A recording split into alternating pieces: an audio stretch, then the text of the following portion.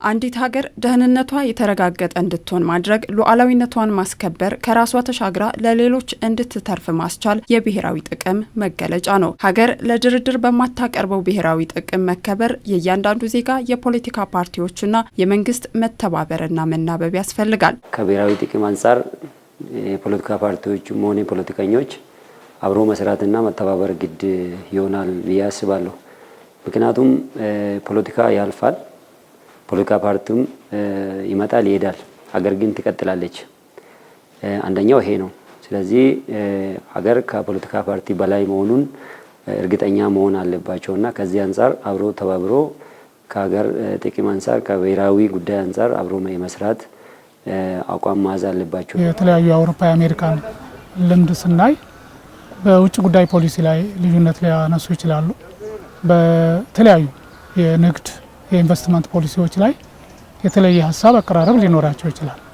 መሰረታዊ የሆነ የሀገራዊ ጥቅም ጉዳይ ላይ የተለየ ሀሳብ ሲያራምዱ ወይም ተቃራኒ የሆነ ሀሳብና ተግባር ይዘው ሲመጡ አናይም። ማንኛውም ዜጋ ማንኛውም ኢትዮጵያዊ የሀገሩን ጥቅም የማስቀደም በሀገሩ ጥቅም ጉዳይ ላይ ያለመደራደር እና በዚህ ዙሪያ ሳይሆን ልዩነት መምጣት ያለበት የፖሊሲ ጉዳዮች እነዚህን ሀገራዊ ጥቅሞች እንዴት ነው ማስፈጸም የምንችለው፣ እንዴት ነው ስኬታማ በሆነ መልኩ ልንሰራቸው የምንችለው በሚለው ላይ ልዩነት ሊመጣ ይችላል።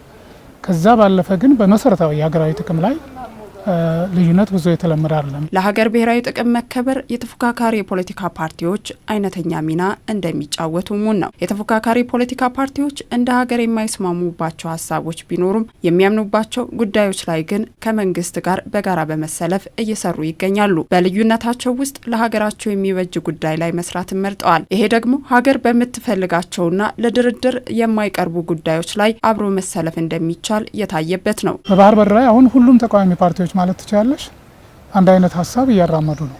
ባለፉት 30 ዓመታት ተዳፍነው ቆይቷል። አሁን ላይ ተነስቶ ወደፊት ካልተሄደበት ወይም ገፍተን መያዝ ያለብን አቋም ካልያዝ የተፈጸመው ህገወጥ ተግባር እየረዘመ በሄደ ቁጥር ይደበዝዛል። ይህን ታሳቢ አድርጎ አቋም መያዝ ተገቢ ነው የሚል ጠንካራ አቋም እንደውም የሚያራምዱ የፖለቲካ ፓርቲዎች አሉ። በአባይ ጉዳይ ላይ ምንም አይነት ድርድር አይኖርም የሚል ጠንካራ አቋም እየተያዘ የመጣበት ሁኔታ አለ። ከሉዓላዊነት ከዳር ድንበር ጉዳይ ላይ ተያይዞ ሁሉም የተቃዋሚ ፓርቲዎች ማለት ይቻላል በዚህ ዙሪያ ተመሳሳይ አቋም ጠንካራ አቋም እየያዙ የመጡበት ሁኔታ አለ።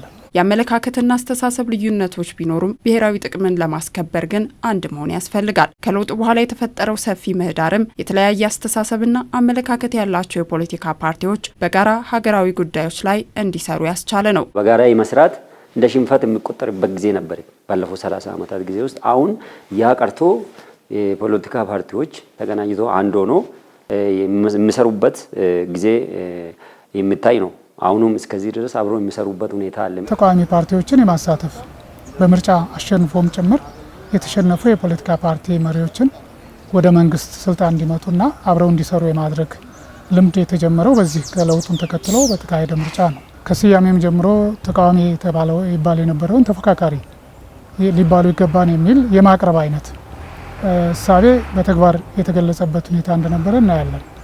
በዚህ ምክንያት ምናልባት በፌዴራል ደረጃ ኢዜማ፣ አብን፣ ኦነግ ኢቭን ነጻነትና እኩልነት ፓርቲ እንደዚህ የተሳተፉበት ሁኔታ አለ። ከስድስተኛው ጠቅላላ ምርጫ በኋላ የተፈጠረው ተፎካካሪ ፓርቲዎችን በተለያዩ ስራዎች ላይ የማሳተፍ ተግባር ለነገ መሰረትን የጣለና አዲስ የፖለቲካ ባህል ልምምድን የዘረጋ ነው። ተፎካካሪ የፖለቲካ ፓርቲዎች ከመመረጥ በኋላ ከሌሎች ፓርቲዎች ጋር ለሀገር አብሮ የመስራት ሀሳብን ያሰረጸ ሆኗል። በዚህ የምርጫ ቅስቀሳ ወቅትም አንድ አጀንዳቸው ሆኖ ይስተዋላል። ልዩነቶች አሉ፣ ነገር ግን አብሮ አንድ የሚያደርጋቸው ጉዳይ ላይ ለድርድር የማይቀርብ ጉዳይ ላይ ግን አንድ ላይ ሆኖ በጋራ ለሀገር እየሰሩበት ያለበት ሁኔታ አለ። አንድ ኢትዮጵያ ያገኘችው ትልቁ እድል አንዱ ይሄ ነው ማለት ነው። ሌሎች ፓርቲዎችም ከዚህ ተለምዶ ከዚህ ልምድ ወስዶ ቀጣይ ጊዜ ውስጥ ኢትዮጵያን ማሻገር፣ ኢትዮጵያን መደገፍ፣ ለሀገር መስራት አቅማቸውን እውቀታቸውም ያላቸውን አቅም ሁሉ ሰብሰብ አድርጎ ለሀገር የመስራት እድል ከፍተዋል። በፖሊሲ ጉዳይ እንደ ፓርቲ በሚገለጽ ጉዳይ ላይ ሀሳባቸውን እየገለጹ እንደሆነ ከዚህ ከምርጫ ክርክርም እየተገነዘብን መምጣታችንን ማየት ይቻላል። ብናሸንፍ ይህን ግምት ውስጥ ያስገባ ስራ መስራት አለብን ብለው እንዲያስቡ እንዲያሰላስሉ ከወዲሁ እንዲወስኑ የሚያደርግ ጅምር ነው ተብሎ ሊወሰድ ይችላል። ሁለተኛ ሌላውም የህብረተሰብ ክፍል የተሳትፎ ማደግን ሲያይ የበለጠ ይበረታታል። ሰው መምረጤ ትርጉም አለው ማለት ነው። ድምፄ ሜዳ ላይ አይወድቅም ማለት ነው።